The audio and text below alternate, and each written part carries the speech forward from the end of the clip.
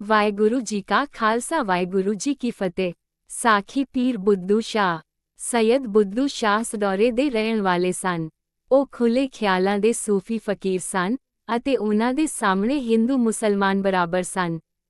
ਉਹਨਾਂ ਪਾਸ ਇੱਕ ਬਹੁਤ ਵੱਡੀ ਜਗੀਰ ਸੀ ਅਤੇ ਹਜ਼ਾਰਾਂ ਹੀ ਚੇਲੇ ਉਹਨਾਂ ਦੀ ਸੇਵਾ ਵਿੱਚ ਹਾਜ਼ਰ ਰਹਿੰਦੇ ਸਨ।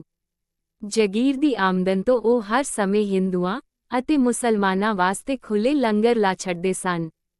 ਉਹ ਗੁਰੂ ਨਾਨਕ ਦੇਵ ਜੀ ਦੇ ਬਹੁਤ ਸ਼ਰਧਾਲੂ ਸਨ ਅਤੇ ਜਦ ਉਹਨਾਂ ਨੂੰ ਇਹ ਪਤਾ ਲੱਗਾ ਕਿ ਗੁਰੂ ਨਾਨਕ ਸਾਹਿਬ ਦੀ ਗੱਦੀ ਤੇ ਬਿਰਾਜਮਾਨ ਗੁਰੂ ਗੋਬਿੰਦ ਰਾਏ ਜੀ ਪਾਉਂਟਾ ਸਾਹਿਬ ਵਿਖੇ ਆ ਗਏ ਹਨ ਤਾਂ ਉਹਨਾਂ ਦੇ ਮਨ ਵਿੱਚ ਇਹ ਪ੍ਰਬਲ ਰੀਝ ਪੈਦਾ ਹੋਈ ਕਿ ਗੁਰੂ ਸਾਹਿਬ ਦੇ ਦਰਸ਼ਨ ਕੀਤੇ ਜਾਣ।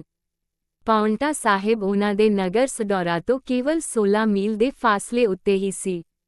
ਇਸ ਲਈ ਗੁਰੂ ਸਾਹਿਬ ਨੂੰ ਮਿਲਣ ਦਾ ਇਹ ਵਧੀਆ ਮੌਕਾ ਸੀ। ਸੈਯਦ ਜੀ ਆਪਣੇ ਸੈਂਕੜੇ ਚੇਲੇ ਬਾਲਿਆਂ ਨੂੰ ਲੈ ਕੇ ਗੁਰੂ ਜੀ ਦੇ ਦਰਬਾਰ ਪੁੱਜੇ। ਉਸ ਸਮੇਂ ਦਰਬਾਰ ਲੱਗਾ ਹੋਇਆ ਸੀ ਅਤੇ ਇਲਾਹੀ ਕੀਰਤਨ ਦਾ ਪ੍ਰਵਾਹ ਚੱਲ ਰਿਹਾ ਸੀ। ਸੈਯਦ ਸਾਹਿਬ ਜਦ ਗੁਰੂ ਜੀ ਦੇ ਸਨਮੁਖ ਹੋਏ ਤਾਂ ਉਹਨਾਂ ਦਾ ਗੁਰੂ ਜੀ ਅੱਗੇ ਸਿਰ ਨਿਵਾਉਣ ਦਾ ਹੌਸਲਾ ਨਾ ਪਿਆ।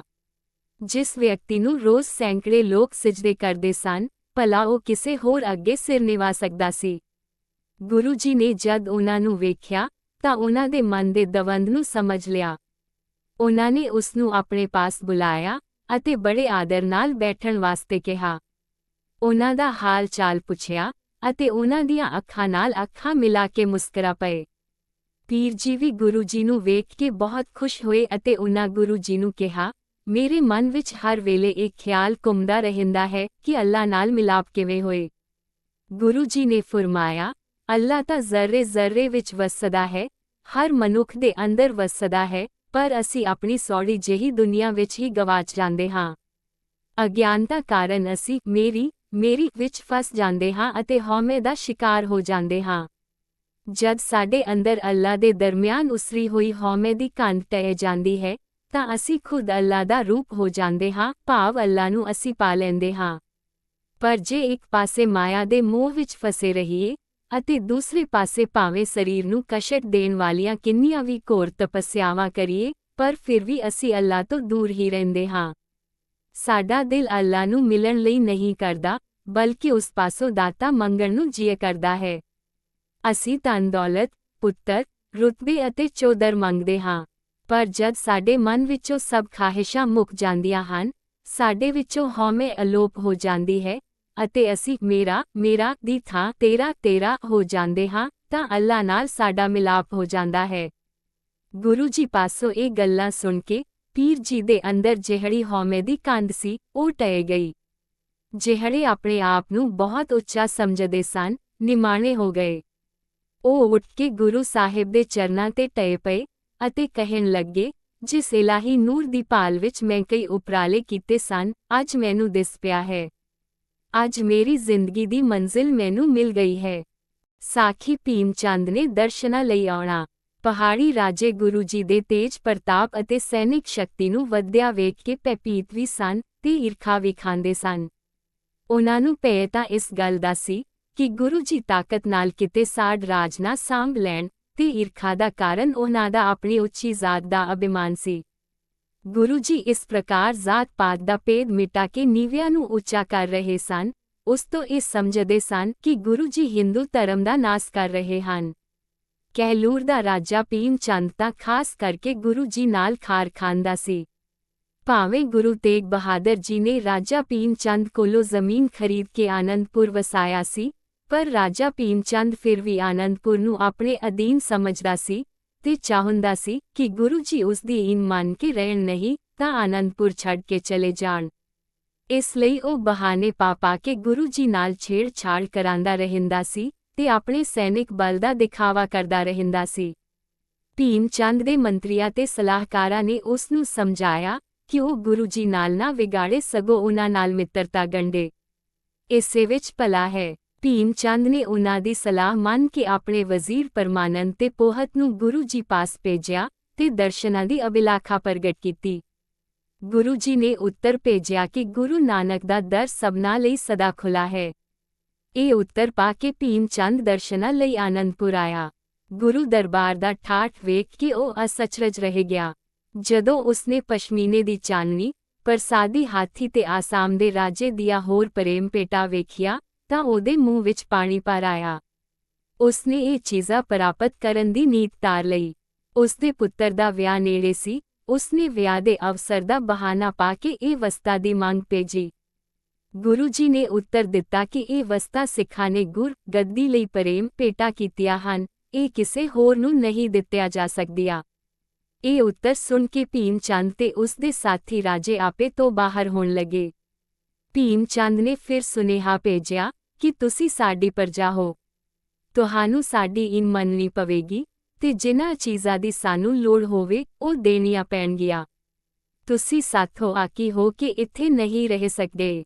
ਗੁਰੂ ਜੀ ਨੇ ਜਵਾਬ ਵਿੱਚ ਕਿਹਾ ਕਿ ਪ੍ਰਜਾ ਤਾਂ ਅਸੀਂ ਕੇਵਲ ਕਰਤਾਰ ਦੀ ਹਾਂ। ਅਸੀਂ ਸ਼ਾਂਤੀ ਚਾਹੁੰਦੇ ਹਾਂ, ਪਰ ਇਨ ਅਸੀਂ ਕਿਸੇ ਦੀ ਨਹੀਂ ਮੰਨਦੇ। ਜੇ ਤੁਸੀਂ ਲੜਨ ਦੀ ਧਾਰ ਲਈ ਹੈ ਤਾਂ ਤੁਹਾਡੀ ਮਰਜ਼ੀ, ਅਸੀਂ ਤਿਆਰ ਹਾਂ। ਪਰ ਭੀਮ ਚੰਦ ਦੇ ਵੱਡੇ ਮੰਤਰੀ ਨੇ ਉਸ ਨੂੰ ਸਮਝਾਇਆ ਕਿ ਪੁੱਤਰ ਦੇ ਵਿਆਹ ਦਾ ਮੌਕਾ ਹੈ, ਇਸ ਸਮੇਂ ਯੁੱਧ ਛੇੜਨਾ ਮੁਨਾਸਿਬ ਨਹੀਂ। ਭੀਮ ਚੰਦ ਮੰਨ ਗਿਆ। ਭੀਮ ਚੰਦ ਦੇ ਲੜਕੇ ਦਾ ਵਿਆਹ ਸ੍ਰੀਨਗਰ ਦੇ ਰਾਜੇ ਫਤਿਹ ਸ਼ਾਹ ਦੀ ਧੀ ਨਾਲ ਹੋਣਾ ਸੀ। ਬਹੁਤ ਸਾਰੇ ਬਿਲਾਸਪੁਰ ਪੁੱਜੇ। ਭੀਮ ਚੰਦ ਜਨ ਲੈ ਕੇ ਬਿਲਾਸਪੁਰ ਤੋਂ ਸ੍ਰੀਨਗਰ ਨੂੰ ਚੱਲਿਆ। ਰਸਤਾ ਪਾਉਂਟਾ ਦੇ ਕੋਲੋਂ ਹੋ ਕੇ ਨਿਕਲਦਾ ਸੀ। ਇਸ ਰਾਹ ਤੇ ਗੁਰੂ ਜੀ ਕਿਲਾ ਬਣਵਾ ਕੇ ਰਹਿੰਦੇ ਸਨ ਅਤੇ ਉਨ੍ਹਾਂ ਪਾਸ ਭਾਰੀ ਤਕੜੀ ਸੈਨਾ ਮੌਜੂਦ ਸੀ। ਰਾਜਾ ਸੋਚਾਂ ਵਿੱਚ ਪੈ ਗਿਆ ਕਿ ਕਿਲੇ ਦੇ ਕੋਲੋਂ ਲੰਘਣ ਨਾਲ ਕਿਤੇ ਗੁਰੂ ਜੀ ਦੀ ਸੈਨਾ ਨਾਲ ਟਾਕਰਾ ਨਾ ਹੋ ਜਾਵੇ। ਕਈ ਰਾਜਿਆਂ ਨੇ ਸਲਾਹ ਦਿੱਤੀ ਕਿ ਗੁਰੂ ਜੀ ਕੋਲ ਤਾਂ ਗਿਣਤੀ ਦੀ ਸੈਨਾ ਹੈ, ਉਹਨਾਂ ਦੇ ਮੁਕਾਬਲੇ ਤੇ ਸਾਡੀ ਕਾਫੀ ਵੱਡੀ ਹੈ। ਅਸੀਂ ਆਪਣੇ ਬਲ ਦੇ ਜ਼ੋਰ ਨਾਲ ਰਾਹ ਲੈ ਲਵਾਂਗੇ। ਪਰ ਮੰਤਰੀ ਨੇ ਫੇਰ ਸਮਝਾਇਆ ਕਿ ਵਿਆਹ ਦੇ ਸ਼ੁਭ ਅਵਸਰ ਤੇ ਮਾਰ ਛੱਡ ਹੋਣੀ ਭਾਰੀ ਬਦਸ਼ਗਨੀ ਹੈ। ਸਾਨੂੰ ਮਿੱਠਤ ਨਾਲ ਗੁਰੂ ਜੀ ਪਾਸੋਂ ਜਨ ਲੰਘਾਉਣ ਲਈ ਰਾਸਤਾ ਮੰਗਣਾ ਚਾਹੀਦਾ ਹੈ। ਗੁਰੂ ਜੀ ਨੇ ਲਾੜੇ ਤੇ ਉਸ ਦੇ ਸਾਥੀਆਂ ਨੂੰ ਲੰਘ ਜਾਣ ਦਿੱਤਾ। ਬਾਕੀ ਦੀ ਜਨ ਵੱਲ ਪਾ ਕੇ ਦੂਜੇ ਰਾਹ ਚਲੀ ਗਈ। ਵਿਆਹ ਕਾਰਜ ਪੂਰਾ ਹੋ ਗਿਆ। ਸਾਖੀ ਭੰਗਾਣੀ ਦੇ ਯੁੱਧ ਵਿੱਚ ਜਿੱਤ। ਇਹ ਯੁੱਧ 16 ਵਿਸਾਖ ਸੰਮਤ 1746 ਮੁਤਾਬਕ ਅਪ੍ਰੈਲ ਸੰਨ 1699 ਨੂੰ ਭੰਗਾਣੀ ਦੇ ਪਾਸ ਹੋਇਆ। ਗੁਰੂ ਜੀ ਸ਼ਸਤਰ ਅਸਤਰ ਸਜਾ ਕੇ ਘੋੜੇ ਤੇ ਸਵਾਰ ਆਪਣੀ ਸੈਨਾ ਦੀ ਅਗਵਾਈ ਕਰ ਰਹੇ ਸਨ। ਬਾਕੀ ਦੇ ਸੂਰਬੀਰ ਆਪੋ ਆਪਣੇ ਜਥਿਆਂ ਦੀ ਕਮਾਨ ਕਰ ਰਹੇ ਸਨ। ਯੁੱਧ ਸ਼ੁਰੂ ਹੁੰਦਿਆਂ ਹੀ ਸਿੱਖ ਵੈਰੀ ਸੈਨਾ ਤੇ ਇੰਜ ਟੁੱਟੇ ਜਿਵੇਂ ਬਾਜ਼ ਚਿੜੀਆਂ ਤੇ ਟੁੱਟਦਾ ਹੈ। ਉਨ੍ਹਾਂ ਦੇ ਜੋਸ਼ ਦਾ ਇਹ ਹਾਲ ਸੀ ਕਿ ਜੋ ਵੀ ਸਾਹਮਣੇ ਆਉਂਦਾ, ਪਾਰ ਬੋਲ ਜਾਂਦਾ। ਮਹੰਤ ਕਿਰਪਾਲ ਦਾਸ ਨੇ ਕੁੱਤਕੇ ਨਾਲ ਪਠਾਨ ਸਰਦਾਰ ਹਯਾਤ ਖਾਂ ਦਾ ਸਿਰ ਫੇਹ ਦਿੱਤਾ। ਲਾਲ ਚੰਦ ਹਲਵਾਈ ਨੇ ਕਦੀ ਤਲਵਾਰ ਫੜ ਕੇ ਨਹੀਂ ਸੀ ਵੇਖੀ। ਉਹ ਗੁਰੂ ਜੀ ਦਾ ਥਾਪੜਾ ਲੈ ਕੇ ਮੈਦਾਨ ਵਿੱਚ ਕੁੱਦ ਪਿਆ ਤੇ ਅਣਗਿਣਤ ਵੈਰੀਆਂ ਨੂੰ ਮਾਰਦਾ ਸ਼ਹੀਦ ਹੋ ਗਿਆ। ਗੁਰੂ ਜੀ ਦੀ ਭੂਆ ਦੇ ਪੁੱਤਰ ਸ੍ਰੀ ਸਾਂਗੋ ਸ਼ਾਹ, ਜੀਤਮਲ, ਦੀਵਾਨ ਨੰਦ ਚੰਦ ਅਤੇ ਸੈਯਦ ਬੁੱਧੂ ਸ਼ਾਹ ਤੇ ਉਨ੍ਹਾਂ ਦੇ ਪੁੱਤਰ ਬੜੀ ਸੁਰਮਗਤੀ ਨਾਲ ਲੜੇ। ਉਨ੍ਹਾਂ ਦੀ ਬਹਾਦਰੀ ਵੇਖ ਕੇ ਦੁਸ਼ਮਣ ਵੀ ਅਸ਼-ਅਸ਼ ਕਰ ਉੱਠੇ। ਸ੍ਰੀ ਦਸਮੇਸ਼ ਜੀ ਨੇ ਆਪਣੇ ਤੀਰਾਂ ਨਾਲ ਅਸੰਖਾ ਵੈਰੀਆਂ ਦਾ ਸੰਘਾਰ ਕੀਤਾ। ਰਾਜਾ ਹਰੀ ਚੰਦ ਜਸਵਾਲੀਆ ਗੁੱਸਾ ਖਾ ਕੇ ਗੁਰੂ ਜੀ ਦਾ ਮੁਕਾਬਲਾ ਕਰਨ ਲਈ ਅੱਗੇ ਵਧਿਆ, ਪਰ ਗੁਰੂ ਜੀ ਦੇ ਇੱਕੋ ਤੀਰ ਨੇ ਉਸ ਨੂੰ ਫੁੰਡ ਕੇ ਧਰਤੀ ਤੇ ਪਟਕਾ ਕੇ ਮਾਰਿਆ। ਰਾਜੇ ਨੂੰ ਮਰਦਾ ਵੇਖ ਕੇ ਪਹਾੜੀ ਸੈਨਾ ਸਿਰ ਤੇ ਪੈਰ ਰੱਖ ਕੇ ਰਣੋਂ ਨੱਸ ਤੁਰੀ। ਗੁਰੂ ਜੀ ਦੇ ਹੁਕਮ ਨੂੰ ਮੰਨ ਕੇ ਸਿੱਖਾਂ ਨੇ ਨੱਸੀ ਜਾਂਦੀ ਫੌਜ ਦਾ ਪਿੱਛਾ ਨਾ ਕੀਤਾ। ਇਸ ਤਰ੍ਹਾਂ 3 ਦਿਨਾਂ ਦੇ ਘਮਸਾਨ ਯੁੱਧ ਤੋਂ ਬਾਅਦ ਗੁਰੂ ਜੀ ਦੀ ਜਿੱਤ ਹੋਈ। ਗੁਰੂ ਜੀ ਨੇ ਇਹ ਯੁੱਧ ਕਿਸੇ ਰਾਜਸੀ ਲਾਭ ਲਈ ਨਹੀਂ ਲੜਿਆ ਸੀ।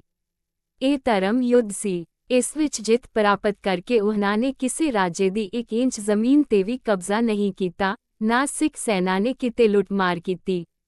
ਸਗੋਂ ਯੁੱਧ ਤੋਂ ਬਾਅਦ ਆਪਨੇ ਪਾਉਂਟੇ ਤੋਂ ਆਨੰਦਪੁਰ ਵਾਪਸ ਜਾਣ ਦੀ ਤਿਆਰੀ ਕਰ ਲਈ। ਨਾਦੌਣ ਦਾ ਯੁੱਧ। ਭੰਗਾਣੀ ਦਾ ਯੁੱਧ ਜਿੱਤ ਕੇ ਗੁਰੂ ਜੀ ਆਨੰਦਪੁਰ ਸਾਹਿਬ ਆ ਗਏ।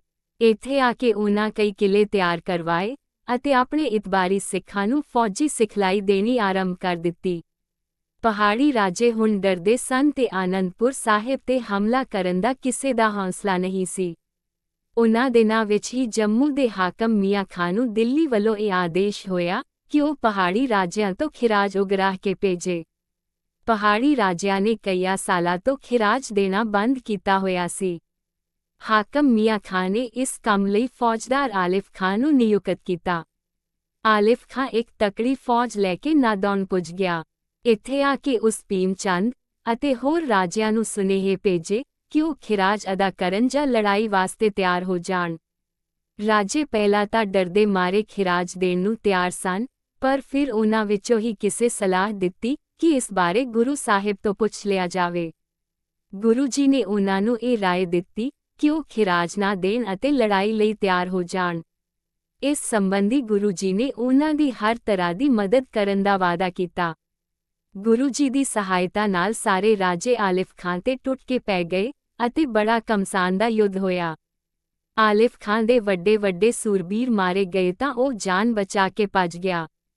ਪਹਾੜੀ ਰਾਜੇ ਇਸ ਜਿੱਤ ਤੇ ਬਹੁਤ ਖੁਸ਼ ਹੋਏ। ਇਹ ਜਿੱਤ ਵੀ ਅਸਲ ਵਿੱਚ ਗੁਰੂ ਜੀ ਦੀ ਹੀ ਜਿੱਤ ਸੀ।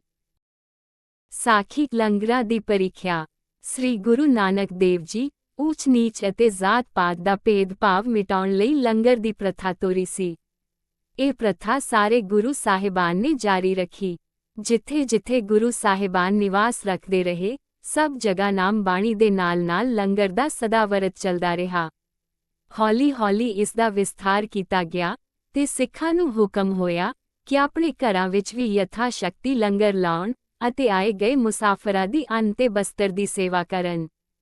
ਦਸਮ ਗੁਰੂ ਜੀ ਦੇ ਸਮੇਂ ਵੀ ਆਨੰਦਪੁਰ ਵਿਖੇ ਕਈ ਪ੍ਰੇਮੀ ਸਿੱਖਾਂ ਨੇ ਆਪਣੇ ਘਰਾਂ ਵਿੱਚ ਲੰਗਰ ਲਾਏ ਹੋਏ ਸਨ। ਇਨ੍ਹਾਂ ਦੀ ਸ਼ੋਭਾ ਪ੍ਰਸ਼ੰਸਾ ਵੇਖ ਕੇ ਕਈ ਥੋੜ੍ਹ ਭਾਵ ਨਾਲ ਨਹੀਂ, ਕੇਵਲ ਸ਼ੋਭਾ ਖੱਟਣ ਦੇ ਖਿਆਲ ਨਾਲ ਲਾਏ ਗਏ ਸਨ। ਗੁਰੂ ਜੀ ਅਜਿਹੇ ਵਿਖਾਵੇ ਨੂੰ ਸਖਤ ਨਾ ਪਸੰਦ ਕਰਦੇ ਸਨ।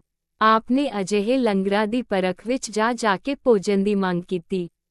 ਕੁਝ ਥੋੜ੍ਹ ਜਿਹੇ ਪ੍ਰੇਮੀ ਜਨਾਂ ਤੋਂ ਬਿਨਾਂ ਬਾਕੀ ਲੰਗਰਾਂ ਤੋਂ ਖਾਲੀ ਹੀ ਮੁੜਨਾ ਪਿਆ।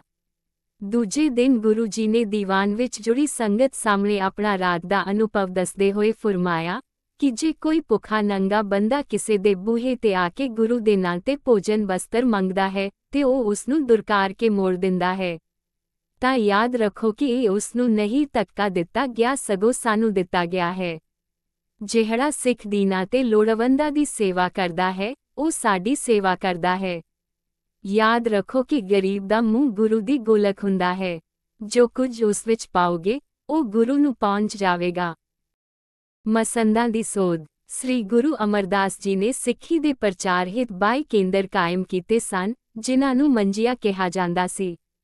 ਹਰ ਕੇਂਦਰ ਵਿੱਚ ਇੱਕ ਉੱਚੀ ਸੁੱਚੀ ਰਹਿਣੀ ਵਾਲਾ ਗੁਰਸਿੱਖ ਧਰਮ ਪ੍ਰਚਾਰ ਅਤੇ ਸਿੱਖੀ ਰਹਿਤ ਦਾ ਨਮੂਨਾ ਪੇਸ਼ ਕਰਨ ਲਈ ਥਾਪਿਆ ਜਾਂਦਾ ਸੀ। ਅਜਿਹੇ ਗੁਰਸਿੱਖਾਂ ਨੂੰ ਸ੍ਰੀ ਗੁਰੂ ਰਾਮਦਾਸ ਜੀ ਨੇ ਮਸੰਦ ਦਾ ਰੁਤਬਾ ਦਿੱਤਾ ਸੀ। ਉਨ੍ਹਾਂ ਦੇ ਜ਼ਿਮੇਨ ਸਿੱਖੀ ਪ੍ਰਚਾਰ ਤੋਂ ਇਲਾਵਾ ਇਹ ਕਰਤੱਵ ਵੀ ਲਾਇਆ ਗਿਆ ਕਿ ਉਹ ਆਪਣੇ ਇਲਾਕੇ ਦੀ ਸੰਗਤ ਪਾਸੋਂ ਕਾਰ-ਭੇਟਾ ਇਕੱਤਰ ਕਰਕੇ ਗੁਰੂ ਦਰਬਾਰ ਵਿੱਚ ਪਹੁੰਚਾਇਆ ਕਰਨ। ਪੰਚਮ ਪਾਤਸ਼ਾਹ ਸ੍ਰੀ ਗੁਰੂ ਅਰਜਨ ਦੇਵ ਜੀ ਨੇ ਕਾਰ-ਭੇਟਾ ਦੇ ਕਾਰਜ ਨੂੰ ਹੋਰ ਜੁਗਤੀਪੂਰਵਕ ਕੀਤਾ ਤੇ ਆਗਿਆ ਕੀਤੀ ਕਿ ਹਰ ਇਲਾਕੇ ਦੀ ਸੰਗਤ ਆਪਣੀ ਕਮਾਈ ਦਾ 10ਵਾਂ ਹਿੱਸਾ ਦਸਵੰਧ ਦੇ ਰੂਪ ਵਿੱਚ ਗੁਰੂ ਜੀ ਦੇ ਨਮਿਤ ਕੱਢਿਆ ਕਰੇ ਤੇ ਆਪਣੇ ਇਲਾਕੇ ਵਿੱਚ ਗੁਰੂ ਦਰਬਾਰ ਵੱਲੋਂ ਥਾਪੇ ਗਏ ਮਸੰਦ ਰਾਹੀਂ ਹਰ ਸਾਲ ਵਿਸਾਖੀ ਦੇ ਮੌਕੇ ਤੇ ਗੁਰੂ ਜੀ ਨੂੰ ਭੇਜੇ। ਇਹ ਕਾਰਜ ਕਾਫੀ ਸਮਾਂ ਬੜੇ ਸੁਚੱਜੇ ਢੰਗ ਨਾਲ ਚੱਲਦਾ ਰਿਹਾ। ਮਸੰਦ ਆਪਣੇ ਇਲਾਕੇ ਵਿੱਚ ਸਿੱਖੀ ਦਾ ਪ੍ਰਚਾਰ ਵੀ ਕਰਦੇ, ਆਪਣੇ ਉੱਚੇ ਸੁੱਚੇ ਜੀਵਨ ਦੁਆਰਾ ਸਿੱਖੀ ਰਹਿਤ ਦਾ ਆਦਰਸ਼ ਵੀ ਪੇਸ਼ ਕਰਦੇ ਅਤੇ ਸੰਗਤਾਂ ਪਾਸੋਂ ਦਸਵੰਧ ਦੀ ਉਗਰਾਹੀ ਕਰਕੇ ਹਰ ਸਾਲ ਸ਼ਰਧਾ ਤੇ ਇਮਾਨਦਾਰੀ ਨਾਲ ਗੁਰੂ ਦਰਬਾਰ ਵਿੱਚ ਪਹੁੰਚਾ ਦਿੰਦੇ। ਇਹ ਗੁਰਮੁਖ ਗੁਰਸਿੱਖ ਆਪਣੇ ਗੁਜ਼ਾਰੇ ਲਈ ਆਪਣਾ ਵੱਖਰਾ ਕਾਰ-ਵਿਹਾਰ ਕਰਦੇ ਤੇ ਇਸ ਕਮਾਈ ਵਿੱਚੋਂ ਆਪ ਵੀ ਦਸਵੰਧ ਕੱਢਦੇ ਅਤੇ ਸਾਰੀ ਦਸਵੰਧ ਗੁਰੂ ਜੀ ਵਾਸਤੇ ਸੰਭਾਲ ਕੇ ਵੀ ਰੱਖਦੇ। ਪਰ ਧਨ ਅਤੇ ਅਧਿਕਾਰ ਮਨੁੱਖ ਨੂੰ ਪਰਿਸ਼ਟ ਕਰ ਦਿੰਦੇ ਹਨ। ਸਮਾਂ ਪਾ ਕੇ ਮਸੰਦਾਂ ਦੇ ਆਚਰਣ ਵਿੱਚ ਵੀ ਗਿਰਾਵਟ ਆਉਣੀ ਸ਼ੁਰੂ ਹੋ ਗਈ। ਗੁਰੂ ਦਰਬਾਰ ਲਈ ਆਈ ਮਾਇਆ ਅਤੇ ਹੋਰ ਵਸਤਾਂ ਉਹ ਆਪ ਵਰਤਣ ਲੱਗ ਪਏ। ਉਨ੍ਹਾਂ ਦੇ ਚਰਿੱਤਰ ਵੀ ਪਰਿਸ਼ਟ ਹੋ ਗਏ ਤੇ ਉਹ ਵੈਲਦਾਰੀਆਂ ਵਿੱਚ ਪੈ ਗਏ। ਆਪਣੇ ਅਧਿਆਤਮਕ ਪਦਵੀ ਦੀ ਅਯੋਗ ਵਰਤੋਂ ਕਰਦੇ ਹੋਏ ਲੋਕਾਂ ਨੂੰ ਦੁੱਖ ਦਿੰਦੇ ਤੇ ਉਨ੍ਹਾਂ ਦੀ ਇੱਜ਼ਤ ਨਾਲ ਖੇਡਦੇ। ਇਸ ਪ੍ਰਕਾਰ ਇਹ ਮਸੰਦ ਧਰਮ ਅਤੇ ਗਿਆਨ ਦੇ ਸੋਮੇ ਅਤੇ ਉੱਚੀ ਸੁੱਚੀ ਰਹਿਤ ਦਾ ਆਦਰਸ਼ ਰੂਪ ਹੋਣ ਦੀ ਜਗ੍ਹਾ ਵਿਲਾਸੀ, ਜਾਬਰ ਤੇ ਜਰਵਾਣੇ ਬਣ ਗਏ।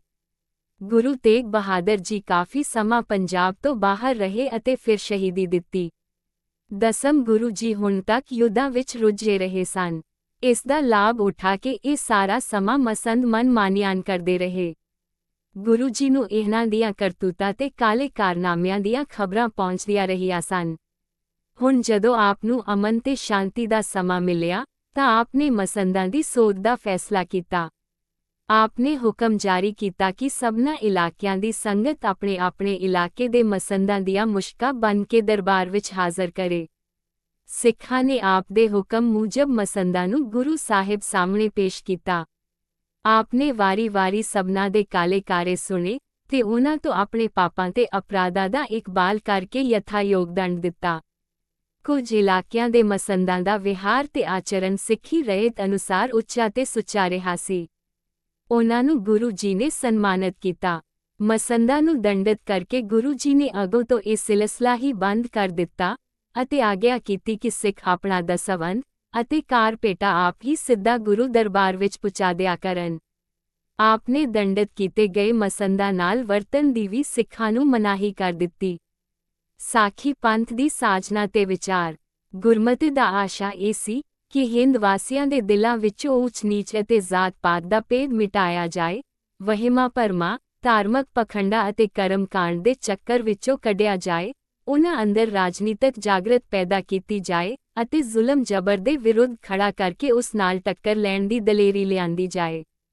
ਆਦਿ ਗੁਰੂ ਸ੍ਰੀ ਗੁਰੂ ਨਾਨਕ ਦੇਵ ਜੀ ਤੋਂ ਲੈ ਕੇ ਦਸਮ ਪਿਤਾ ਸ੍ਰੀ ਗੁਰੂ ਗੋਬਿੰਦ ਸਿੰਘ ਜੀ ਤੱਕ ਸਭਨਾ ਗੁਰੂ ਸਾਹਿਬਾਂ ਨੇ ਇਸ ਆਸ਼ੇ ਦੀ ਪੂਰਤੀ ਲਈ ਕਾਰਜ ਕੀਤਾ। ਇਸ ਦੇ ਨਾਲ-ਨਾਲ ਲੋਕਾਂ ਨੂੰ ਸੱਚੀ ਸੁੱਚੀ ਕਰਨੀ ਤੇ ਪਵਿੱਤਰ ਆਚਰਣ ਧਾਰਨ ਕਰਨ ਦੀ ਸਿੱਖਿਆ ਦਿੱਤੀ। ਇਸ ਸਿੱਖਿਆ ਦੇ ਨਤੀਜੇ ਵਜੋਂ ਨੀਵੀਆਂ ਜਾਤਾਂ ਦੇ ਲੋਕ ਵੀ ਜੋ ਹੁਣ ਤੱਕ ਦੱਬੇ ਕੁਚਲੇ ਸਨ, ਸਵੈ ਵਿਸ਼ਵਾਸ ਨਾਲ ਸਿਰ ਉੱਚਾ ਕਰਕੇ ਵਿਚਰਨਯੋਗੇ ਹੋ ਗਏ।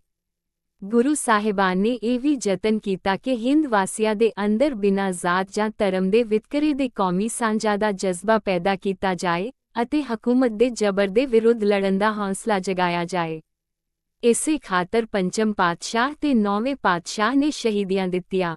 ਇਸ ਨਾਲ ਸਿੱਖਾਂ ਵਿੱਚ ਜੋਸ਼ ਵੀ ਜਾਗਿਆ, ਪਰ ਨਾਲ ਹੀ ਇਹ ਵੀ ਵੇਖਿਆ ਗਿਆ ਕਿ ਗੁਰੂ ਜੀ ਦੀ ਸ਼ਹੀਦੀ ਦੇ ਬਾਅਦ ਦਿੱਲੀ ਦੇ ਸਿੱਖ ਭੈਭੀਤ ਹੋ ਗਏ ਅਤੇ ਆਪਣੀਆਂ ਜਾਨਾਂ ਬਚਾਉਣ ਲਈ ਸਿੱਖੀ ਤੋਂ ਮੁਨਕਰ ਹੋ ਗਏ। ਇਹ ਗੱਲ ਸੁਣ ਕੇ ਦਸਮੇਸ਼ ਜੀ ਨੇ ਨਿਸ਼ਚਾ ਕੀਤਾ ਕਿ ਸਿੱਖਾਂ ਦਾ ਰੂਪ ਅਤੇ ਪਛਾਣ ਲਿਬਾਸ ਨਿਵੇਕਲੇ ਹੋਣੇ ਚਾਹੀਦੇ ਹਨ, ਜਿਸ ਨਾਲ ਗੁਰਸਿੱਖ ਲੱਖਾਂ ਵਿੱਚੋਂ ਝਟ ਪਛਾਣਿਆ ਜਾ ਸਕੇ। ਇਹ ਵੀ ਵੇਖਿਆ ਗਿਆ ਕਿ ਸਿੱਖਾਂ ਵਿੱਚ ਜ਼ਾਤ-ਪਾਤ ਦੇ ਬੰਧਨ ਢਿੱਲੇ ਜ਼ਰੂਰ ਹੋਏ ਸਨ, ਪਰ ਉਹ ਪੂਰੀ ਤਰ੍ਹਾਂ ਉਨ੍ਹਾਂ ਤੋਂ ਮੁਕਤ ਨਹੀਂ ਸਨ ਹੋਏ। ਗੁਰਸਿੱਖਿਆ ਤੇ ਚੱਲਣ ਦਾ ਦਾਅਵਾ ਕਰਦੇ ਹੋਏ ਵੀ ਉਹ ਸਮੇਂ-ਸਮੇਂ ਤੇ ਕਮਜ਼ੋਰੀ ਵਿਖਾ ਜਾਂਦੇ ਸਨ। ਲੋੜ ਸੀ ਕਿ ਸਿੱਖਾਂ ਵਿੱਚ ਮਨੁੱਖੀ ਸਰਬ ਸਾਂਝਾ ਦੀ ਭਾਵਨਾ ਦ੍ਰਿੜ ਕੀਤੀ ਜਾਏ ਅਤੇ ਉਨ੍ਹਾਂ ਦੇ ਅੰਦਰ ਬੀਰ ਰਸ ਦਾ ਠਾਠਾ ਮਾਰਦਾ ਉਤਸ਼ਾਹ ਪੈਦਾ ਕੀਤਾ ਜਾਏ। ਪਹਾੜੀ ਤੇ ਮੁੱਲ ਫੌਜਾਂ ਨਾਲ ਹੋਈਆਂ ਝੜਪਾਂ ਵਿੱਚ ਭਾਵੇਂ ਸਿੱਖ ਆਪਣੀ ਵੱਖਰੀ ਹੋਂਦ ਦਾ ਪ੍ਰਮਾਣ ਦੇ ਚੁੱਕੇ ਸਨ, ਪਰ ਦਸਮੇਸ਼ ਗੁਰੂ ਜੀ ਅਨੁਭਵ ਕਰਦੇ ਸਨ ਕਿ ਇਸ ਕੌਮ ਨੂੰ ਸੰਪੂਰਨਤਾ ਤੱਕ ਪਹੁੰਚਾਉਣ ਦੀ ਲੋੜ ਹੈ ਅਤੇ ਇਸ ਨੂੰ ਵੱਖਰਾ ਰੂਪ ਅਤੇ ਬਾਣਾ ਦੇਣਾ ਜ਼ਰੂਰੀ ਹੈ। ਉਹ ਸਿੱਖਾਂ ਨੂੰ ਅਜਿਹੇ ਸੰਤ ਸਿਪਾਹੀ ਬਣਾਉਣਾ ਚਾਹੁੰਦੇ ਸਨ, ਜਿਨ੍ਹਾਂ ਦੀ ਰਹਿਣੀ ਬਹਿਣੀ ਸੰਤਾਂ ਵਾਲੀ ਅਤੇ ਵਿਵਹਾਰ ਬੀਰ ਸੂਰਮਿਆਂ ਵਾਲਾ ਹੋਵੇ। ਵੱਖਰਾ ਬਾਣਾ ਤੇ ਵੱਖਰੀ ਪਛਾਣ ਹੋਣ ਨਾਲ ਉਨ੍ਹਾਂ ਨੂੰ ਇਸ ਦੀ ਲਾਜ ਨਮੂਜ ਦੀ ਖਾਤਰ ਉੱਚੇ ਆਦਰਸ਼ਾਂ ਤੇ ਚੱਲਣਾ ਪਵੇਗਾ ਤੇ ਉਹ ਪੈਰ ਪਿੱਛੇ ਨਾ ਹਟਾ ਸਕਣਗੇ। ਅਜਿਹਾ ਵਿਚਾਰ ਕਰਕੇ ਦਸਮ ਗੁਰੂ ਜੀ ਨੇ ਖਾਲਸਾ ਪੰਥ ਸਾਜਣ ਦਾ ਫੈਸਲਾ ਕੀਤਾ। ਸਾਖੀ ਖਾਲਸੇ ਦੀ ਸਾਜਨਾ।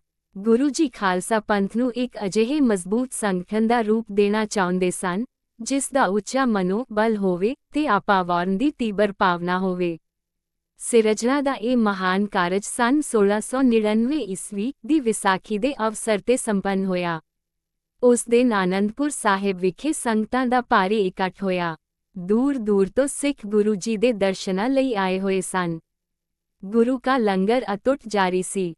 ਚਾਰੇ ਪਾਸੇ ਸ਼ਰਧਾ, ਉਤਸ਼ਾਹ ਤੇ ਹੁਲਾਸ ਦਾ ਵਾਤਾਵਰਣ ਬਣਿਆ ਹੋਇਆ ਸੀ। ਕੇਸਗੜ੍ਹ ਵਿਖੇ ਸਵੇਰ ਦਾ ਦੀਵਾਨ ਸਜਿਆ ਹੋਇਆ ਸੀ। ਦੀਵਾਨ ਅਸਥਾਨ ਦੇ ਕੋਲ ਹੀ ਇੱਕ ਵੱਡਾ ਸਾਰਾ ਤੰਬੂ ਲੱਗਾ ਹੋਇਆ ਸੀ। ਤੰਬੂ ਦੇ ਬੂਹੇ ਅੱਗੇ ਪਰਦਾ ਲਟਕ ਰਿਹਾ ਸੀ।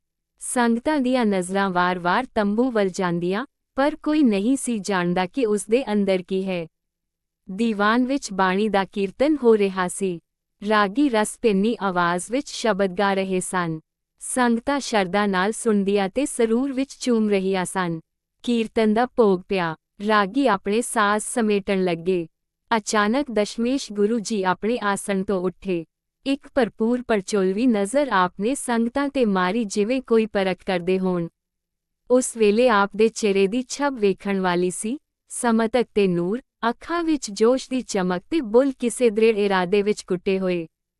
ਅਜਿਹੀ ਅਨੋਖੀ, ਅਜਿਹੀ ਬਾਂਕੀ ਛਾਪ ਸਿੱਖਾਂ ਨੇ ਅੱਗੇ ਕਦੀ ਨਹੀਂ ਸੀ ਤੱਕੀ। ਸਭ ਹੈਰਾਨ ਸਨ, ਕੋਈ ਨਵੀਂ ਗੱਲ ਵਾਪਰਨ ਵਾਲੀ ਹੈ। ਕਈ ਇੰਜ ਸੋਚ ਰਹੇ ਸਨ। ਸਾਖੀ ਸੀਸ ਦੀ ਮੰਗ। ਅਚਾਨਕ ਗੁਰੂ ਜੀ ਨੇ ਆਪਣੀ ਕਿਰਪਾਨ ਮਿਆਨ ਵਿੱਚੋਂ ਕੱਢ ਲਈ। ਨੰਗੀ ਕਿਰਪਾਨ ਤੇ ਇੱਕ ਭਰਪੂਰ ਨਜ਼ਰ ਮਾਰੀ ਤੇ ਫਿਰ ਉਸ ਨੂੰ ਹਵਾ ਵਿੱਚ ਲਹਿਰਾ ਕੇ ਅਨੋਖੀ, ਜੋਸ਼ ਭਰੀ ਆਵਾਜ਼ ਵਿੱਚ ਸੰਗਤਾਂ ਨੂੰ ਸੰਬੋਧਨ ਕਰਕੇ ਕਿਹਾ, ਅੱਜ ਸਾਡੀ ਕਿਰਪਾਨ ਕਿਸੇ ਵੀਰ ਸਿੱਖ ਦੇ ਸੀਸ ਦੀ ਭੇਟਾ ਮੰਗਦੀ ਹੈ। ਲਹੂ ਦਾ ਸਵਾਦ ਚਖਣਾ ਚਾਹੁੰਦੀ ਹੈ। ਹੈ ਕੋਈ ਸੱਚਾ ਸਿੱਖ ਜਿਹੜਾ ਇਸ ਦੀ ਪਿਆਸ ਮਿਟਾ ਸਕੇ। ਪੰਡਾਲ ਵਿੱਚ ਸੰਨਾਟਾ ਛਾ ਗਿਆ। ਲੋਕਾਂ ਦੇ ਦਿਲ ਧੜਕ ਉੱਠੇ। ਇਹ ਅੱਜ ਗੁਰੂ ਜੀ ਨੂੰ ਕੀ ਸੁੱਝੀ ਹੈ? ਕੀ ਗੁਰੂ ਘਰ ਹੁਣ ਨਰ ਬਲੀ ਲਿਆ ਕਰੇਗਾ? ਕੀ ਗੁਰੂ ਨਾਨਕ, ਗੁਰੂ ਅਰਜਨ, ਗੁਰੂ ਤੇਗ ਬਹਾਦਰ ਦੀ ਸ਼ਾਂਤ ਪਰੰਪਰਾ ਖਤਮ ਹੋ ਗਈ? ਦਸਮ ਗੁਰੂ ਨੇ ਹਿੰਸਾ ਤੇ ਬਲੀਦਾਨ ਦੀ ਰਾਹ ਪਕੜ ਲਿੱਤੀ। ਸੰਗਤ ਚੁੱਪ, ਸਿਰ ਨੀਵੇਂ, ਦਿਲ ਭੈਭੀਤ। ਗੁਰੂ ਦੀ ਮੰਗ ਦਾ ਕੋਈ ਉੱਤਰ ਨਹੀਂ। ਤਦ ਗੁਰੂ ਜੀ ਦੀ ਆਵਾਜ਼ ਫੇਰ ਪੰਡਾਲ ਵਿੱਚ ਗੂੰਜੀ। ਕੀ ਇੰਨੀ ਸੰਗਤ ਵਿੱਚ ਇੱਕ ਵੀ ਸੱਚਾ ਸਿੱਖ ਨਹੀਂ ਜਿਹੜਾ ਆਪਣੇ ਗੁਰੂ ਲਈ ਸਿਰ ਭੇਟਾ ਕਰ ਸਕੇ? ਫੇਰ ਵੀ ਕੋਈ ਜਵਾਬ ਨਹੀਂ। ਕੋਈ ਸਿੱਖ ਨਹੀਂ ਨਿੱਤਰਿਆ। ਗੁਰੂ ਜੀ ਨੇ ਤੀਜੀ ਲਲਕਾਰ ਮਾਰੀ। ਇਸ ਵਾਰ ਪੰਡਾਲ ਦੀ ਇੱਕ ਨੁੱਕਰ ਵਿੱਚ ਕੁਝ ਹਿਲ-ਜੁਲ ਪੈਦਾ ਹੋਈ। ਇੱਕ ਸਿੱਖ ਹੌਲੀ ਜਿਹੀ ਆਪਣੀ ਜਗ੍ਹਾ ਤੋਂ ਉੱਠ ਕੇ ਗੁਰੂ ਜੀ ਸਨਮੁਖ ਆਇਆ ਤੇ ਆਪਣਾ ਸਿਰ ਉਹਨਾਂ ਦੇ ਅੱਗੇ ਝੁਕਾ ਕੇ ਨਿਮਰਤਾ ਨਾਲ ਬੋਲਿਆ, ਸੇਵਕ ਦਾ ਸਿਰ ਹਾਜ਼ਰ। ਧੰਨ ਭਾਗ ਜੋ ਇਹ ਆਪ ਦੇ ਕੰਮ ਆ ਸਕੇ। ਇਹ ਸਿੱਖ ਲਾਹੌਰ ਦਾ ਵਸਨੀਕ ਭਾਈ ਦਇਆ ਰਾਮ ਸੀ। ਗੁਰੂ ਜੀ ਨੇ ਪਿਆਰ ਤੇ ਸਨੇਹ ਨਾਲ ਭਾਈ ਦਇਆ ਰਾਮ ਵੱਲ ਵੇਖਿਆ। ਫਿਰ ਕੋਮਲਤਾ ਨਾਲ ਉਸ ਦੀ ਬਾਂਹ ਫੜ ਕੇ ਤੰਬੂ ਦੇ ਅੰਦਰ ਲੈ ਗਏ। ਸਾਰੀ ਸੰਗਤ ਦੀਆਂ ਅੱਖਾਂ ਤੇ ਕੰਨ ਤੰਬੂ ਵੱਲ ਲੱਗ ਗਏ। ਪਲ ਭਰ ਦੀ ਚੁੱਪ ਤੋਂ ਬਾਅਦ ਤੰਬੂ ਦੇ ਅੰਦਰੋਂ ਖਟ ਕਰਕੇ ਆਵਾਜ਼ ਸੁਣਾਈ ਦਿੱਤੀ, ਜਿਵੇਂ ਕਿਰਪਾਨ ਕਿਸੇ ਸਖਤ ਚੀਜ਼ ਤੇ ਵੱਜੀ ਹੋਵੇ, ਤੇ ਫਿਰ ਅਗਲੇ ਪਲ ਗੁਰੂ ਜੀ ਤੰਬੂ ਦੇ ਦਰਵਾਜ਼ੇ ਅੱਗੇ ਪ੍ਰਗਟ ਹੋਏ। ਪਰ ਇਸ ਹਾਲਤ ਵਿੱਚ, ਅੱਖਾਂ ਵਿੱਚ ਲਾਲੀ, ਚਿਹਰੇ ਤੇ ਜਲਾਲ ਅਤੇ ਹੱਥ ਵਿੱਚ ਲਹੂ ਲਿਬੜੀ ਕਿਰਪਾਨ। ਦੀਵਾਨ ਵਿੱਚ ਬੈਠੀ ਸੰਗਤ ਇਹ ਵੇਖ ਕੇ ਭੈਭੀਤ ਹੋ ਉੱਠੀ। ਕਈਆਂ ਦਾ ਤਰਾਹ ਨਿਕਲ ਗਿਆ। ਪਰ ਇਸ ਤੋਂ ਪਹਿਲਾਂ ਕਿ ਲੋਕ ਕੁਝ ਸਮਝਦੇ, ਹਵਾਸ ਸੰਭਾਲਦੇ ਗੁਰੂ ਸਾਹਿਬ ਦੀ ਗਰਜਵੀਂ ਆਵਾਜ਼ ਫੇਰ ਉਹਨਾਂ ਦੇ ਕੰਨਾਂ ਵਿੱਚ ਗੂੰਜੀ। ਗੁਰੂ ਸਾਹਿਬ ਇੱਕ ਹੋਰ ਸਿੱਖ ਦਾ ਸੀਸ ਮੰਗ ਰਹੇ ਸਨ। ਹੁਣ ਤਾਂ ਲੋਕਾਂ ਨੂੰ ਡੋਬ ਪੈਣ ਲੱਗੇ। ਤਰਾਹ ਨਿਕਲ ਗਏ। ਕਈ ਕਮਜ਼ੋਰ ਦਿਲ ਚੁੱਪ ਕੀਤੇ ਦੀਵਾਨ ਵਿੱਚੋਂ ਖਿਸਕ ਗਏ। ਬਾਕੀ ਖਾਮੋਸ਼ ਤੇ ਸਹਿਮੇ ਹੋਏ, ਜਿਵੇਂ ਪੱਥਰ ਦੇ ਬੁੱਤ ਬਣ ਗਏ ਹੋਣ। ਗੁਰੂ ਜੀ ਦੀ ਵੰਗਾਰ ਤੇ ਇਸ ਵਾਰ ਦਿੱਲੀ ਦੇ ਪਾਸੇ ਦਾ ਇੱਕ ਜੱਟ ਸਿੱਖ ਧਰਮਦਾਸ ਅੱਗੇ ਆਇਆ ਤੇ ਹੱਥ ਜੋੜ ਕੇ ਸਿਰ ਨਿਵਾ ਕੇ ਬੋਲਿਆ, ਸੇਵਕ ਦਾ ਸਿਰ ਹਾਜ਼ਰ ਹੈ। ਗੁਰੂ ਜੀ ਭਾਈ ਧਰਮਦਾਸ ਨੂੰ ਵੀ ਤੰਬੂ ਦੇ ਅੰਦਰ ਲੈ ਗਏ। ਇੱਕ ਵਾਰ ਫੇਰ ਸੰਗਤਾਂ ਦੇ ਦਿਲ ਜ਼ੋਰ ਨਾਲ ਧੜਕੇ। ਜੀ ਇਹ ਕੀ ਲੀਲਾ ਕਰ ਰਹੇ ਹਨ? ਉਹਨਾਂ ਦਾ ਦਿਲ ਤਾਂ ਨਹੀਂ ਹਿਲ ਗਿਆ, ਮਸਤਕ ਤਾਂ ਨਹੀਂ ਫਿਰ ਗਿਆ। ਗੁਰੂ ਜੀ ਤੰਬੂ ਦੇ ਦਰਵਾਜ਼ੇ ਤੇ ਫੇਰ ਪ੍ਰਗਟ ਹੋਏ, ਤੇ ਗੁਰੂ ਜੀ ਨੇ ਤੀਜੇ ਸਿਰ ਦੀ ਮੰਗ ਕਰ ਦਿੱਤੀ। ਐਤਕੀ ਦਵਾਰਕਾ ਦੇ ਭਾਈ ਮੁਹਕਮ ਚੰਦ ਨੇ ਸੀਸ ਭੇਟਾ ਕੀਤਾ। ਭਾਈ ਮੁਹਕਮ ਚੰਦ ਜ਼ਾਤ ਵੱਲੋਂ ਛੀਂਬੇ ਸਨ। ਜਦੋਂ ਉਹਨਾਂ ਉੱਪਰ ਤਲਵਾਰ ਵਗੀ ਤਾਂ ਲਹੂ ਦੀ ਨਦੀ ਤੰਬੂ ਦੇ ਬਾਹਰ ਤੱਕ ਵਹਿ ਤੁਰੀ। ਚੌਥਾ ਸੀਸ ਭਾਈ ਸਾਹਿਬ ਚੰਦ ਨਾਈ ਨੇ ਪੇਸ਼ ਕੀਤਾ। ਪੰਜਵਾਂ ਸੀਸ ਭਾਈ ਹਿੰਮਤ ਰਾਏ ਚਿਊਰ ਵੱਲੋਂ ਹੋਇਆ। ਹੁਣ ਗੁਰੂ ਜੀ ਕੁਝ ਸਮਾਂ ਤੰਬੂ ਦੇ ਅੰਦਰ ਰਹੇ। ਸੰਗਤ ਸਾਹ ਰੋਕੀ ਤੰਬੂ ਵੱਲ ਵੇਖਦੀ ਰਹੀ। ਦੀਵਾਨ ਵਿੱਚ ਮੌਤ ਵਰਗੀ ਚੁੱਪ ਛਾਈ ਹੋਈ ਸੀ। ਕੁੱਛੜ ਦੇ ਬਾਲ ਤੱਕ ਸਹਿਮੇ ਹੋਏ ਮਾਵਾਂ ਦੇ ਨਾਲ ਚੰਬੜੇ ਹੋਏ ਸਨ। ਕੋਈ ਨਹੀਂ ਜਾਣਦਾ ਸੀ ਕਿ ਹੁਣ ਕੀ ਹੋਵੇਗਾ। ਅੱਗੋਂ ਕਿਹੜਾ ਭਾਣਾ ਵਰਤੇਗਾ, ਤੇ ਫੇਰ ਜਿਹੜਾ ਭਾਣਾ ਵਰਤਿਆ, ਉਸ ਨੂੰ ਲੋਕਾਂ ਨੂੰ ਦੰਗ ਕਰ ਦਿੱਤਾ। ਸਾਖੀ ਪੰਜ ਪਿਆਰੇ। ਕੀ ਵੇਖਦੇ ਹਨ ਕਿ ਗੁਰੂ ਜੀ ਇੱਕ ਵਾਰ ਫੇਰ ਸ਼ਾਮਿਆਨੇ ਦੇ ਦੀਵਾਰ ਤੇ ਪ੍ਰਗਟ ਹੋਏ ਹਨ। ਪਰ ਹੁਣ ਉਹਨਾਂ ਦੇ ਮੁਖ ਤੇ ਜੋਸ਼ ਦੀ ਸੁਰਖੀ ਨਹੀਂ ਹੈ, ਰੋਹ ਦੀ ਸਖਤੀ ਨਹੀਂ ਹੈ, ਹੱਥ ਵਿੱਚ ਲਹੂ ਲਿਬੜੀ ਕਿਰਪਾਨ ਨਹੀਂ ਹੈ। ਇਸ ਦੀ ਥਾਂ ਉਹਨਾਂ ਦੇ ਮੁਖੜੇ ਤੇ ਗਰਵ ਦੀ ਚਮਕ ਹੈ, ਅੱਖਾਂ ਵਿੱਚ ਕੋਮਲਤਾ ਹੈ ਤੇ ਬੁੱਲ੍ਹਾਂ ਤੇ ਮਿੱਠੀ ਮੁਸਕਣੀ ਹੈ। ਤੇ ਕਿਰਪਾਨ ਮਿਆਨ ਵਿੱਚ ਬੰਦ ਹੈ। ਸਿੱਖਾਂ ਦੇ ਸਾਹ ਵਿੱਚ ਸਾਹ ਆਇਆ। ਸ਼ੁਕਰ ਹੈ, ਗੁਰੂ ਜੀ ਆਪਣੇ ਆਪ ਵਿੱਚ ਆ ਗਏ ਹਨ। ਸੰਗਤ ਨੇ ਸੋਚਿਆ, ਪਰ ਅਸਲ ਕੌਤਕ ਤਾਂ ਅਜੇ ਸੰਗਤ ਨੇ ਵੇਖਣਾ ਸੀ। ਗੁਰੂ ਜੀ ਪਲਕ ਭਰ ਤੰਬੂ ਦੇ ਦੀਵਾਰ ਅੱਗੇ ਖੜੇ ਰਹੇ, ਫਿਰ ਮਸਤਾਨੀ ਚਾਲ ਨਾਲ ਚਲਦੇ ਦੀਵਾਨ ਅਸਥਾਨ ਵੱਲ ਵਧਦੇ। ਉਸ ਵੇਲੇ ਉਹਨਾਂ ਦੇ ਪਿੱਛੇ ਉਹ ਪੰਜੇ ਸਿੱਖ ਜਿਨ੍ਹਾਂ ਨੇ ਸੀਸ ਭੇਟਾ ਕੀਤੇ ਸਨ, ਜਿਉਂਦੇ ਜਾਗਦੇ ਤੇ ਸਹੀ ਸਲਾਮਤ ਤੰਬੂ ਦੇ ਬਾਹਰ ਪ੍ਰਗਟ ਹੋਏ ਅਤੇ ਕਹੇ ਸਜੀਲੇ ਰੂਪ ਵਿੱਚ। ਸਿਰ ਤੇ ਲਿਸ਼-ਲਿਸ਼ ਕਰਦੇ ਕੇਸਰੀ ਦਸਤਾਰੇ, ਗਲ ਵਿੱਚ ਚਮਕਦੇ ਪੀਲੇ ਚੋਗੇ, ਚੋਗਿਆਂ ਨਾਲ ਬੱਝੇ ਦੁੱਧ ਚਿੱਟੇ ਕਮਰ ਕੱਸੇ ਅਤੇ ਤੇੜ ਗੋਡਿਆਂ ਤੱਕ ਲੰਮੇ ਬਰਫ਼ ਚਿੱਟੇ ਕਛਹਿਰੇ। ਦਾਹੜੇ ਉਨ੍ਹਾਂ ਦੇ ਖੁੱਲੇ ਸਨ ਤੇ ਵੀਣਿਆਂ ਵਿੱਚ ਲੋਹੇ ਦੇ ਚਮਕਦੇ ਕੜੇ ਸਜੇ ਸਨ। ਉਨ੍ਹਾਂ ਦੇ ਚਿਹਰੇ ਦਗ-ਦਗ ਕਰ ਰਹੇ ਸਨ ਤੇ ਅੱਖਾਂ ਚਮਕ ਰਹੀਆਂ ਸਨ ਤੇ ਬੁੱਲ੍ਹ ਫਰਕ ਰਹੇ ਸਨ, ਬਾਣੀ ਦਾ ਪਾਠ ਕਰਦੇ ਹੋਏ। ਗੁਰੂ ਜੀ ਦੇ ਮਗਰ ਚਲਦੇ ਉਹ ਵੀ ਦੀਵਾਨ ਅਸਥਾਨ ਤੱਕ ਆ ਗਏ। ਤਦ ਗੁਰੂ ਜੀ ਨੇ ਸੰਗਤ ਨੂੰ ਦੱਸਿਆ, ਇਹ 5 ਪਿਆਰੇ ਹਨ। ਸਾਖੀ ਅੰਮ੍ਰਿਤ ਛਕਾਣਾ। ਪਰ ਸੰਗਤ ਅਜੇ ਤੱਕ ਇਸ ਕੌਤਕ ਦਾ ਭਾਵ ਨਹੀਂ ਸੀ ਸਮਝੀ। ਇਹ ਸਭ ਕਿਸ ਮੰਤਵ ਨਾਲ ਹੋਇਆ ਹੈ, ਉਸ ਨੂੰ ਜਾਣਨ ਦੀ ਉਤਸੁਕਤਾ ਸੀ। ਤੇ ਛੇਤੀ ਹੀ ਸੰਗਤ ਦੇ ਸ਼ੰਕਿਆਂ ਤੇ ਜਗਿਆਸਾ ਦੀ ਨਿਵਿਰਤੀ ਹੋ ਗਈ ਤੇ ਇਸ ਦੇ ਨਾਲ ਹੀ ਸਿੱਖਾਂ ਵਿੱਚ ਜੀਵਨ ਦੀ ਇੱਕ ਨਵੀਂ ਰੌ ਦੌੜ ਗਈ। ਗੁਰੂ ਸਾਹਿਬ ਨੇ ਸਰਬ ਲੋਹ ਦਾ ਇੱਕ ਬਾਟਾ ਮੰਗਵਾਇਆ। ਉਸ ਵਿੱਚ ਸਵੱਛ ਜਲ ਪਾਇਆ। ਉਸ ਜਲ ਵਿੱਚ ਮਾਤਾ ਸਾਹਿਬ ਕੌਰ ਜੀ ਨੇ ਪਤਾਸੇ ਖੋਲ੍ਹੇ। ਤਦ ਗੁਰੂ ਜੀ ਬੀਰ ਆਸਣ ਲਾ ਕੇ ਬੈਠ ਗਏ। ਹੱਥ ਵਿੱਚ ਖੰਡਾ ਲਿਆ ਤੇ ਉਸ ਨੂੰ ਬਾਟੇ ਵਿੱਚ ਪਾ ਕੇ ਫੇਰਨ ਲੱਗੇ। ਨਾਲ-ਨਾਲ ਉਹ ਬਾਣੀ ਦਾ ਪਾਠ ਕਰਨ ਲੱਗੇ। ਖੰਡਾ ਫੇਰਦੇ ਗਏ ਤੇ ਹੌਲੀ-ਹੌਲੀ ਜਪੁਜੀ ਸਾਹਿਬ, ਜਪੁ ਸਾਹਿਬ, ਸਵਈਏ, ਚੌਪਈ ਤੇ ਆਨੰਦ ਸਾਹਿਬ, 5 ਬਾਣੀਆਂ ਦਾ ਪਾਠ ਕਰਦੇ ਗਏ। ਪਾਠ ਸੰਪੂਰਨ ਹੋਇਆ। ਬਾਟੇ ਵਿੱਚ ਅੰਮ੍ਰਿਤ ਤਿਆਰ ਹੋ ਗਿਆ। ਹੁਣ ਗੁਰੂ ਜੀ ਨੇ 5 ਪਿਆਰਿਆਂ ਨੂੰ 5-5 ਚੁੱਲ੍ਹੇ ਅੰਮ੍ਰਿਤ ਦੇ ਦਿੱਤੇ। ਕੇਸਾਂ ਤੇ ਅੱਖਾਂ ਦੇ 5-5 ਛੱਟੇ ਮਾਰੇ ਤੇ ਫੇਰ ਉੱਚੀ ਆਵਾਜ਼ ਵਿੱਚ ਫੁਰਮਾਇਆ, ਅੱਜ ਤੋਂ ਤੁਹਾਡਾ ਪਹਿਲਾ ਧਰਮ, ਕੁਲ ਅਤੇ ਜ਼ਾਤ ਸਭ ਮਿਟ ਗਏ ਹਨ। ਹੁਣ ਤੁਹਾਡਾ ਨਵਾਂ ਜਨਮ ਹੋਇਆ ਹੈ। ਅੰਮ੍ਰਿਤ ਛਕ ਕੇ ਤੁਸੀਂ ਸਿੰਘ ਸ਼ੇਰ ਬਣ ਗਏ ਹੋ। ਇਹ ਆਖ ਕੇ ਗੁਰੂ ਜੀ ਨੇ 5 ਪਿਆਰਿਆਂ ਨੂੰ ਕੇਸ, ਕੰਘਾ, ਕੜਾ, ਕਛਹਿਰਾ ਤੇ ਕਿਰਪਾਨ 5 ਕਕਾਰ ਧਾਰਨ ਕਰਨ ਦੀ ਮਹੱਤਤਾ ਸਮਝਾਈ ਅਤੇ 10 ਨਹੁੰਆਂ ਦੀ ਕਿਰਤ ਕਰਨ, ਵੰਡ ਛਕਣ, ਨਾਮ ਜਪਣ, ਸੱਚ ਬੋਲਣ ਅਤੇ ਦੀਨ ਦੁਖੀਆਂ ਦੀ ਸਹਾਇਤਾ, ਧਰਮ ਦੀ ਰੱਖਿਆ ਤੇ ਜਬਰ ਜ਼ੁਲਮ ਦੇ ਖਿਲਾਫ ਡਟ ਕੇ ਖੜੇ ਹੋਣ ਦਾ ਉਪਦੇਸ਼ ਦਿੱਤਾ। ਇਵੇਂ ਗੁਰੂ ਜੀ ਨੇ ਖਾਲਸਾ ਪੰਥ ਦੀ ਸਾਜਣਾ ਕੀਤੀ। ਸਾਖੀ ਆਪੇ ਗੁਰਚੇਲਾ। ਹੁਣ ਗੁਰੂ ਜੀ ਨੇ ਆਪ 5 ਪਿਆਰਿਆਂ ਪਾਸੋਂ ਅੰਮ੍ਰਿਤ ਛਕਿਆ ਤੇ ਗੋਬਿੰਦ ਰਾਏ ਦੀ ਥਾਂ ਗੋਬਿੰਦ ਸਿੰਘ ਨਾਮ ਧਾਰਨ ਕੀਤਾ। ਇਸ ਪ੍ਰਕਾਰ ਆਪ ਨੇ ਸੰਗਤ ਨੂੰ ਦੱਸਿਆ ਕਿ 5 ਪਿਆਰੇ ਸੰਗਤ ਵਿੱਚ ਸਰਵ ਉਪਰ ਮੰਨੇ ਜਾਣਗੇ। ਫਿਰ ਗੁਰੂ ਜੀ ਨੇ ਸੰਗਤ ਨੂੰ ਦੱਸਿਆ ਕਿ ਜਿਹੜਾ ਪ੍ਰਾਣੀ ਅੰਮ੍ਰਿਤ ਛਕੇਗਾ, ਉਸ ਦੇ ਅੰਦਰ 1.25 ਲੱਖ ਨਾਲ ਲੜਨ ਦੀ ਸ਼ਕਤੀ ਆ ਜਾਏਗੀ ਤੇ ਮੌਤ ਦਾ ਭੈ ਨਸ ਜਾਏਗਾ। ਤੁਸੀਂ ਦੀਨਾ, ਅਨਾਥਾ, ਜ਼ਾਬਰਾ ਹੱਥੋਂ ਸਤਾਏ ਨਿਤਾਣਿਆਂ ਤੇ ਨਿਆਸਰਿਆਂ ਦੀ ਬਾਂਹ ਫੜਨੀ ਹੈ। ਜ਼ਬਰ ਹੁੰਦਾ ਵੇਖ ਕੇ ਦੜ ਨਹੀਂ ਵੱਟਣੀ, ਸਗੋਂ ਅੱਗੇ ਹੋ ਕੇ ਉਸ ਦਾ ਟਾਕਰਾ ਕਰਨਾ ਹੈ।